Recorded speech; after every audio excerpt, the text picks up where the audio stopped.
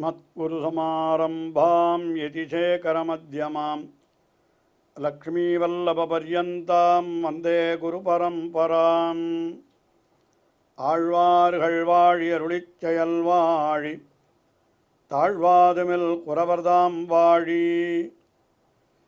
ஏழ்வாறுமுய்ய அவர்கள் உரைத்தவைகள்தாம் வாழி செய்யமறை தன்னுடனே சேர்ந்து அகலகில்லே நிறையுமென் அலர்மேல் மங்கை உரை மார்பா நிகரில் புகழாய் உலகம் உன்னுடையாய் என்னையாழ்வானே நிகரிலமரர் முனிக்கணங்கள் விரும்பும் திருவேங்கடத்தானே புகழொன்னில்லாவடியேன் உன் அடிக்கீழமர்ந்து புகுந்தேனே அகில புவன ஜன்மஸ்தேம பங்காதிலீலே வினத விவிதபூதபுராதரக்ஷைகதீக்ஷே ஸ்ருதிசரசி விதீப்தே பிரம்மணி ஸ்ரீனிவாசே பவது மம பரஸ்மின் சேமுழி பக்திரூபா ஸ்ரீமான் வெங்கடநாதார்ய கவிதார்க்கிககேசரி வேதாந்தாச்சார்யவர்யோ மே சந்நிதத்தாம் சதா ஹிருதி. வேதாந்த தேசிகன் அருளிச் செய்த அற்புதமான ஸ்தோத்திரங்களுக்குள்ளே ஒன்று. அவர் திருவகீந்திரபுரத்திலே எழுந்தருளிருக்கின்ற தேவநாயகப் பெருமானை குறித்து அருளிச் செய்த ஸ்தோத்திரம் அச்சுத சதகம். அது பிராகிருதத்திலே அருளிச் செய்யப்பட்டிருக்கிறது.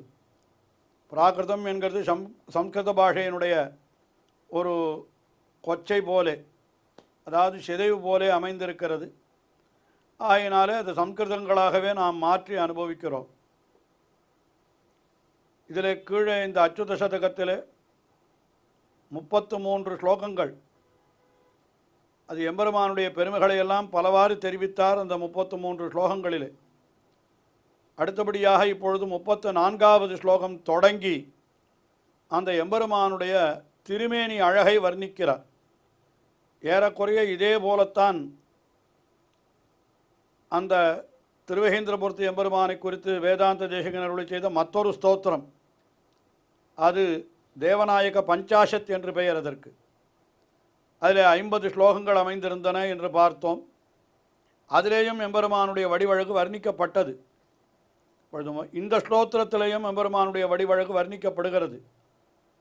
அதே எம்பெருமானுடைய திருமேனி அழகு இப்படி வர்ணிக்கிறார் என்று சொன்னால் ஒரே விஷயத்தை எதற்கு 2 ஸ்தோத்திரங்களிலேயும் வர்ணிக்க வேண்டும் என்று கேட்டால் என்ன பதில் சொல்லுவது? எம்பெருமானுடைய அழகு எத்தனை வர்ணித்தாலும் போராது, வர்ணித்து கொண்டே இருக்க வேண்டியதுதான். சொன்ன அவயவத்தையே மறுபடியும் திருப்பி திருப்பி வர்ணித்தாலும் வர்ணித்து முடித்து விட முடியாது. அதே போல அந்த அவனுடைய அழகிலே இவருக்கு இருக்கிற ஆசை, வேதாந்த தேசிகன் ஆச்சாரியருக்கு இருக்கிற ஆசை, அதுவும் எத்தனை வர்ணித்தாலும் போதும் என்கிற திருப்தி அவருக்கு ஏற்படுவதில்லை. இன்னும் வர்ணிக்க வேண்டும், இன்னும் வர்ணிக்க வேண்டும் என்ற எண்ணம் தான் அவருக்கும் ஏற்படுகிறது. ஆக எம்பெருமானுடைய அழகோ வர்ணித்து முடிக்க முடியாது, இவருடைய ஆசையோ வர்ணித்து முடித்து விட்டோம் என்று நினையாது. ஆகையினாலே ஒரே அழகை பல தடவை வர்ணித்தாலும் அது இன்னும் வர்ணிக்கலாம் என்று தான் இருக்குமே தவிர அதில் எந்த குறையும் இல்லை. ஆக தேவநாயக பஞ்சாசத்திலேயும் எம்பெருமானுடைய வடிவழகு, இதிலேயும் ஒவ்வொரு அவயவத்திற்கு ஓரொரு ஸ்லோகம் என்கிற கணக்கிலே தான் தேவநாயக பஞ்சாசத்திலேயும் அவர் வர்ணித்து வந்தார். இப்பொழுது இந்த அச்சுத சதகத்திலேயும் இந்த 34வது ஸ்லோகம் தொடங்கி எம்பெருமானுடைய வடிவழகு ஒரு அவயவமாக ஒரு ஸ்லோகத்திலே ஒரு அவயவம் என்கிற கணக்கிலே வர்ணிக்க தொடங்குகிறார். அதிலே முதலாக இந்த 34வது ஸ்லோகத்திலே எம்பெருமானுடைய திருக்குழல் கற்றை அதை வர்ணிக்கிறார். அதாவது திருமுடி தொடங்கி திருவடி அளவாக வர்ணிப்பது என்று ஒரு கிரமம் உண்டு. அதில் திருமுடி தொடங்கி என்னால் முதல்ல திருமுடி அந்த திருக்குழல் கற்றை எம்பெருமானுடைய அந்த காகபக்ஷதரோ வீரகா என்று சொல்லும்படியாக அவன் எழுந்தருளி இருக்கிற அழகது. மைவண்ண நறுங்குஞ்சி குழல் பின் தாழ என்று திருமங்கையாழ்வாரும் அனுபவித்தார் இந்த அழகை. அந்த அழகை இப்பொழுது வேதாந்த தேசிகன் இங்கே 34வது ஸ்லோகத்திலே அனுபவிக்கிறார்.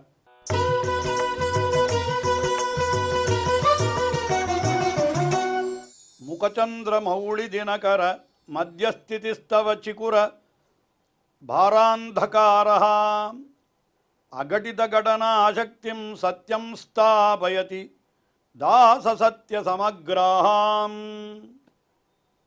மிக அழகாக ஒரு விஷயத்தை தெரிவிக்கிறார் இந்த இடத்துல. என்ன தெரிவிக்கிறார்? எம்பெருமானுடைய திருமுக மண்டலம். திருமுக மண்டலம் என்கிறது எப்படி இருக்கும்? நல்ல சந்திரனைப் போலே அவ்வளவு அழகாக இருக்கும். அதாவது சந்திரனைப் போலே என்று சொல்வதனுடைய கருத்து என்ன? அந்த ஆஹ்லாத கரத்துவம். சந்திரனை போலே மேடு பள்ளமெல்லாம் இருக்குமான்னு அப்படி நினைக்கக்கூடாது. சந்திரன் என்று சொன்னாலே வானத்திலே வட்டமான ஒரு நிலவை பார்த்தால் மறுபடியும் ஒரு முறை பார்க்க வேண்டும் என்ற எண்ணத்தை நமக்கு தோற்றுவிக்கும். அது அவ்வளவு அழகது.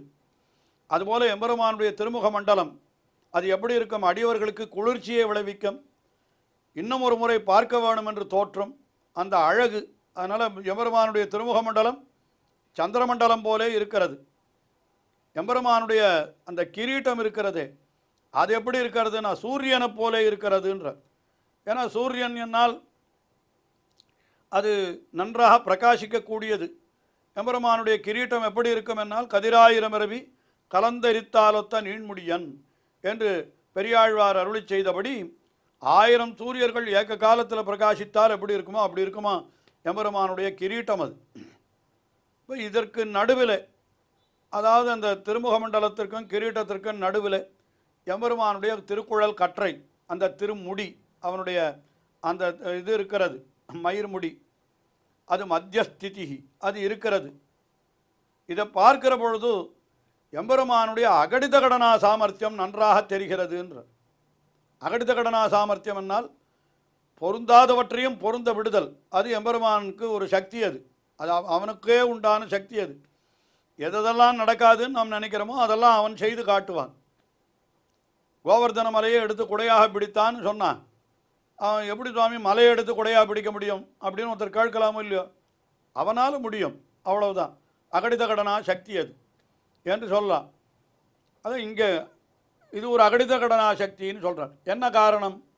அழகா ஸ்லோகத்திலே காட்டுகிறார். முகச்சந்திர திருமுக மண்டலம் சந்திரன் போலே இருக்கிறதுன்னு சொல்கிறார்.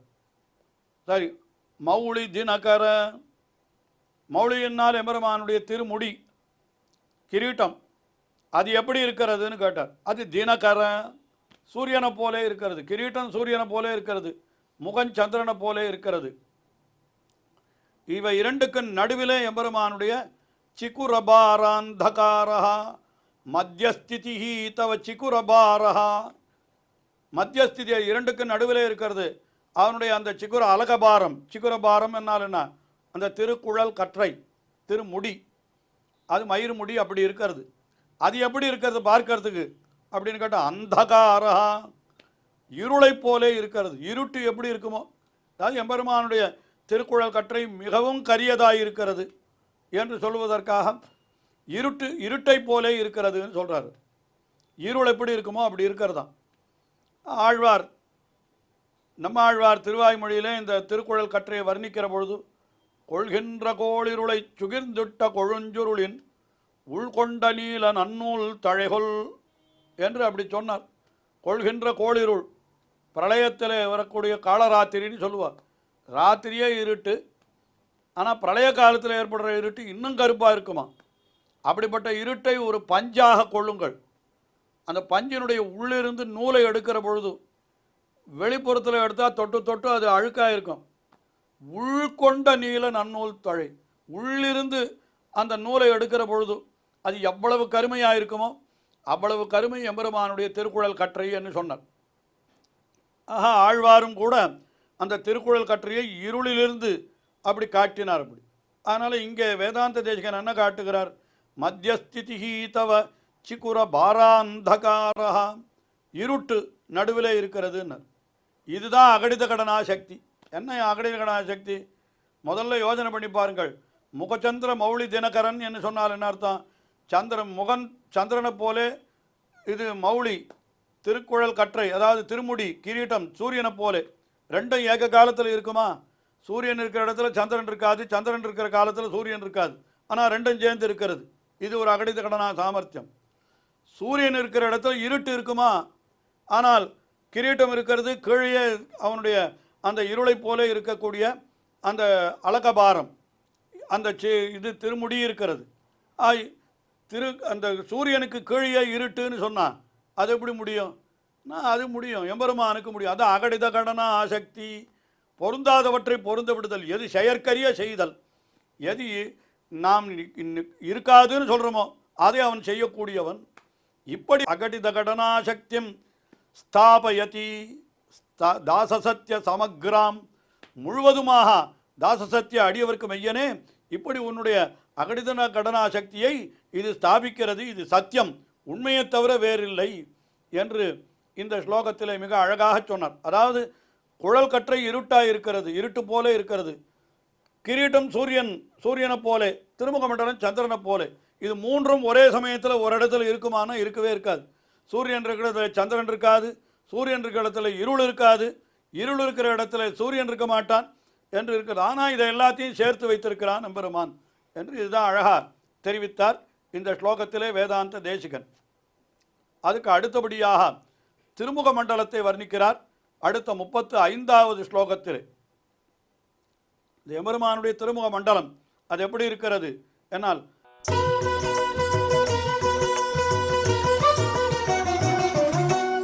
பரிஹசித பூர்ணச்சந்திரம் பத்மசதிருக்ஷ பிரசன்னலோச்சனயுகலம் சங்கல்பித துரிதாத்யபி சம்ஸ்மிருதம் ஹரதி தாசசத்ய தவ முகம். எம்பெருமானுடைய திருமுக மண்டலம் எவ்வளவு அழகாக இருக்கிறது என்று சொன்னால், பரிஹசித பூர்ணச்சந்திரம், அந்த பூர்ணச்சந்திரனையும் பரிஹசிக்கும்படியாக இருக்கிறது என்றார். பரிஹசிக்கிறதுன்னா ஏளனம் செய்கிறது. என்ன ஏளனம் செய்கிறதுன்னா, அந்த பூர்ணச்சந்திரனை விட அதிகமான அழகை உடையதாக இருக்கிறபடியினாலே சந்திரனை ஏளனம் செய்கிறதுன்னு சொல்கிறார். சக்கரவர்த்தி திருமணத்தை பற்றி சொல்லுகிற பொழுது வால்மீகி சொன்னார், சந்திரகாந்தானனம் ராமம் அதீவ பிரியதர்சனம் என்று சொன்னார். சந்திரகாந்தானனம், சந்திரனை போலே அப்படின்னு சொன்னாராம். அப்புறம் இல்லை தப்பாக சொல்லிவிட்டேன், அதீவ பிரியதர்சனம், சந்திரனை விட அழகு எம்பெருமானுடைய திருமுக மண்டலத்திற்கு என்று அவர் சொன்னாராம். அதை இந்த இடத்துல பரிஹசித்த பூர்ணச்சந்திரம். அதுக்கு மேலே சந்திரன் இருக்கிற இடத்துல எங்கேயான தாமரை இருக்குமான்னு யோசனை பண்ணி பாருங்கள். சூரியன் தான் தாமரையை மலர்த்துவன். ஆனால் இங்கே என்ன எப்படி இருக்கிறது? கீழே சொன்னாரே அகடித கடனா சாமர்த்தியம், இதையும் பாருங்கள்.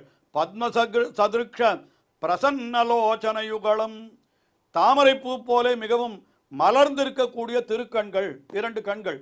பூர்ணச்சந்திரனுக்கு பூர்ணச்சந்திரன், அது உள்ளே 2 தாமரை மலர்ந்திருக்கிறது. இதுவும் கூட அகடித கடனா சாமர்த்தியம்தான். இப்படிப்பட்ட அழகான திருமுக மண்டலம் அது என்ன ஆகிறது? சங்கல்பிதம், அது ஒருவேளை நெஞ்சாலே நினைக்கப்பட்டால் அது என்ன பண்ணுகிறதுன்னா, என்னத்தை நம்முடைய பாபங்களை எல்லாம் போக்குகிறது. அது எப்படி போகிறதுனா, சங்கல்பித துரிதான்யபி ஹரதி, நான் வேண்டுமென்றே செய்த பாபங்கள், அதை தெரிந்து செய்யக்கூடிய பாபங்களையும் கூட அது சம்ஸ்மிருதம், எம்பெருமானுடைய திருமுக மண்டலமானது நெஞ்சாலே நினைக்கப்பட்டால் தவமுகம் சங்கல்பித துருத்தமபி ஹரதி, தெரிந்து செய்த பாபங்களையும் போக்குகிறது. சாதாரணமாக சொல்லுவார்கள், நாம் பண்ணுகிற எம்பெருமானை சரணாகதி பண்ணினால் ஏதோ அறியாமல் செய்த பாபங்களை எல்லாம் பொறுத்து கொள்வான், பாபங்களை தெரிந்து செய்யவே கூடாது என்று இப்படி தான் சொல்கிறார். ஆனால் எம்பெருமானுடைய திருமுக மண்டலத்தினுடைய சேவையை நன்றாக சேவித்து நெஞ்சிலே இருத்து கொண்டு விட்டோமானால் நாம் அறிந்து செய்த பாபங்களையும் கூட அந்த திருமுக மண்டலத்தினுடைய அந்த அழகு போக்கிவிடும் என்கிற அப்படிப்பட்ட பெருமை படைத்தது எம்பெருமானுடைய திருமுக மண்டலம். சங்கல்பித துரிதாதி அபி, சங்கல்பித்த தெரிந்தே செய்த பாபங்களையும் கூட என்ன பண்ணுகிறது? சம்ஸ்மிருதம் தவமுகம் சம்ஸ்மிருதம், உன்னுடைய முகமானது நெஞ்சிலே நினைக்கப்பட்டால் அத்தனை பாபங்களையும் அது போக்கி விடுகிறது. எம்பெருமானுடைய திருமுக மண்டலம் பாபங்களையும் போக்கக்கூடியது என்று இந்த ஸ்லோகத்திலே இந்த திருமுக மண்டலத்தை அனுபவித்தார். தொடர்ந்து இன்னும் அவர் அவயவங்களை பல ஸ்லோகங்களிலே அனுபவிக்கப் போகிறார். தொடர்ந்து அனுபவிப்போம். ஸ்ரீயக்காந்தாய கல்யாண நிதயே நிதயேர்த்தினாம் ஸ்ரீவேங்கடநிவாசாய ஸ்ரீனிவாசாய மங்களம். ஸ்ரீமத் சுந்தர ஜாமா திருமுனிமானதவாசினே சர்வலோக நிவாசாய ஸ்ரீனிவாசாய மங்களம்.